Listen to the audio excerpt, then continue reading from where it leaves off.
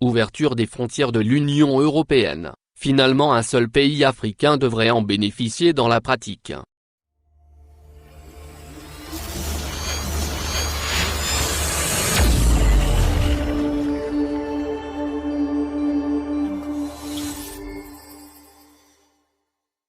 L'Union européenne va ouvrir son espace aérien, à partir de ce vendredi à minuit à 15 pays étrangers, dont 4 Africains en théorie. Mais dans les faits, un seul, sur le continent, devrait être concerné dans l'immédiat. Voici pourquoi. Union européenne. C'est dans la nuit de vendredi à samedi, à minuit, qu'entre en vigueur le décret d'ouverture des frontières de l'espace Schengen aux 15 pays figurant sur la liste de l'Union européenne le 30 juin.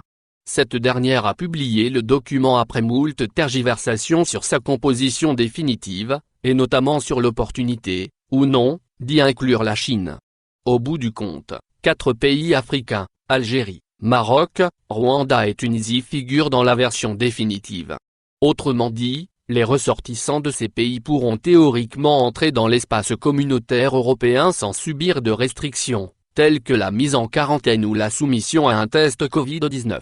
Toutefois, qu'un État figure dans cette liste ne lui donne pas automatiquement la possibilité de l'entrée effective de ses résidents dans l'espace des 27. Et pour cause, chaque pays membre de l'espace Schengen a la liberté d'interdire l'accès à son territoire à l'un ou plusieurs pays de la liste. C'est ainsi que le Maroc, l'Algérie et le Rwanda sont exclus par l'Allemagne. Quant à l'Espagne, elle a retiré le Maroc et la Chine des pays tiers dont les résidents peuvent entrer sur son territoire.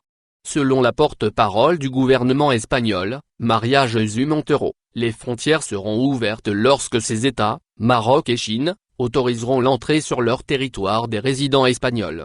En clair, il est question de réciprocité. Au final, au niveau du continent africain, dans l'immédiat, seule la Tunisie devrait bénéficier largement de cette ouverture de l'espace européen.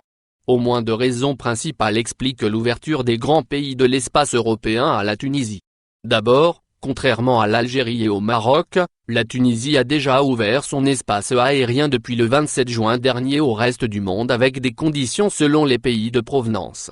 Ainsi, pour les ressortissants des pays classés dans la liste verte Allemagne, Italie peuvent rentrer en Tunisie sans aucune restriction. Par contre, ceux venant d'un État classé en liste orange devront être munis d'un certificat attestant qu'ils ne sont pas atteints du Covid-19.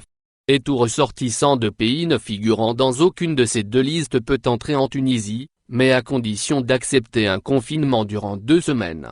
Ainsi, la question de la réciprocité qu'exigent les pays de l'Union européenne aux 15 pays de la liste ne se pose pas pour la Tunisie. Ensuite, la Tunisie figure parmi les pays les moins touchés par la pandémie du coronavirus. En effet, avec 1181 cas de coronavirus enregistrés depuis le début de la pandémie, le pays compte 1045 guérisons, 50 décès et désormais seulement 86 cas actifs. Ceux-ci sont pour l'essentiel des cas importés, dans le cadre du rapatriement des Tunisiens bloqués à l'étranger. En clair, si la Tunisie est acceptée par presque tous les pays européens, à l'exception de ceux qui refusent d'ouvrir, pour le moment, leurs frontières au reste du monde, c'est qu'elle n'est pas du tout un pays à risque en ce qui concerne le Covid-19. D'ailleurs, contrairement aux autres pays africains, la Tunisie a bouclé son déconfinement. Elle est donc encore moins touchée par la pandémie que l'Union. Partant, aucun pays européen ne peut avancer l'argument sanitaire pour interdire l'accès des Tunisiens au territoire des 27.